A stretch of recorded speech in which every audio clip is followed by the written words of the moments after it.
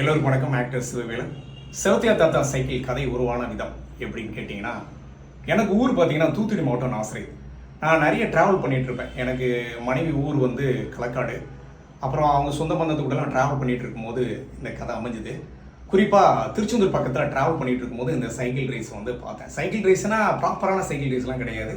சும்மா அவங்களுக்குள்ளே போட்டு வச்சு சைக்கிள் ரேஸ் விளாண்டுட்டு இருந்தாங்க. ஸோ அதை மைண்டில் வச்சுக்கிட்டேன். ஒரு கதாபாத்திரம், நிறைய கதாபாத்திரத்தை பார்க்க முடியும். உதவி பண்ணுற ஒரு வயதான நபர்களை நிறைய பார்த்துருக்கேன். இந்த கதாபாத்திரம் வந்து எங்கள் ஊர் சைடில் ஒரு தள்ளி ஒரு கிராமத்தில் இருக்கிற கதாபாத்திரம் தான். அவர்கிட்டேருந்து இருக்கிற விஷயத்த நான் எடுத்துக்கிட்டேன்.